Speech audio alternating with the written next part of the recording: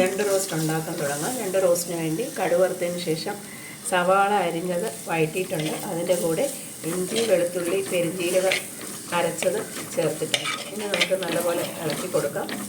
ഇഞ്ചി വെളുത്തുള്ളിയുടെ പച്ചമണം മാറുമ്പോൾ നമുക്ക് ഇതിലേക്ക് പച്ചമുളകും മസാലപ്പൊടികളും കൂടെ ചേർക്കാം. പച്ചമുളക് ഇട്ടിട്ടുണ്ട്. അതിനുശേഷം നമുക്കിനി പൊടികൾ ഓരോന്നായി ചേർക്കാം. അതിനു വേണ്ടി മുളക് പൊടി ഒരു 1.5 ടീസ്പൂൺ, ഒരു 1/4 ടീസ്പൂൺ മഞ്ഞൾപ്പൊടി,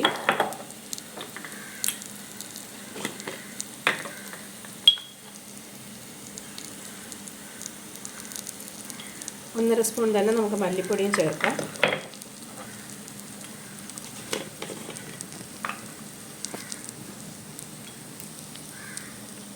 ഒരു 1/4 ടീസ്പൂൺ ഉലുവ പൊടിച്ചതും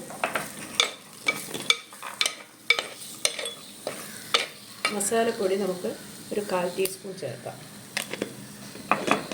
അതിനുശേഷം ഈ പൊടികൾ നന്നായി വഴണ്ട് വരുന്നത് വരെ ഒന്ന് ഇളക്കി കൊടുക്കാം.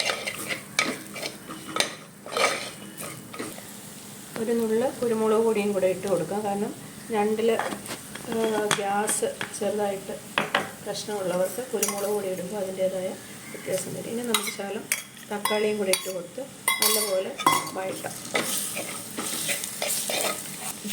ഇത് നമുക്ക് നല്ലപോലെ വഴറ്റി കൊടുത്തിട്ട് ഇത് അടച്ചു വെച്ച് കുറച്ച് നേരം ഈ തക്കാളി നല്ലപോലെ ഉടയുന്നത് വരെ നമുക്ക് അടച്ചു വെച്ച് വേവിക്കാം.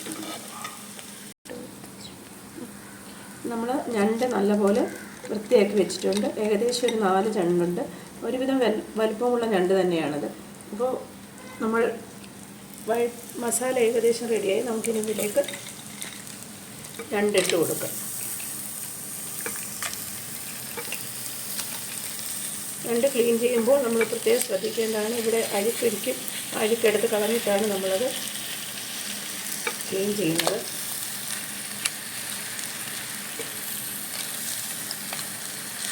ഞണ്ടിൽ തന്നെ ധാരാളം വെള്ളമുണ്ട്. അതുകൊണ്ട് നമ്മൾ വെള്ളം പ്രത്യേകിച്ച് ചേർക്കേണ്ടതില്ല. ഉപ്പ് ഉള്ളി വഴറ്റുന്ന സമയത്ത് ചേർത്തിട്ടുണ്ടായിരുന്നു. കുറച്ചും കൂടെ കഴിഞ്ഞിട്ട് ആവശ്യമുണ്ടെങ്കിൽ വീണ്ടും നമുക്ക് ഉള്ളി ചേർക്കാവുന്നതാണ്. ഇനി ഈ ഞണ്ട് നമുക്ക് അടച്ചു വെച്ച് കുറച്ച് നേരം വേവിക്കാം. അപ്പോൾ ഇതിൽ നിന്ന് തന്നെ വെള്ളം കൂടി ഏകദേശം വേവും. ഇല്ലെങ്കിൽ നമുക്ക് കുറച്ച് വെള്ളം തിളപ്പിച്ച് അതിൻ്റെ കൂടെ ചേർക്കാവുന്നതാണ്. നമുക്ക് നോക്കാം ഒരു 10 മിനിറ്റ് കഴിഞ്ഞതിന് ശേഷം.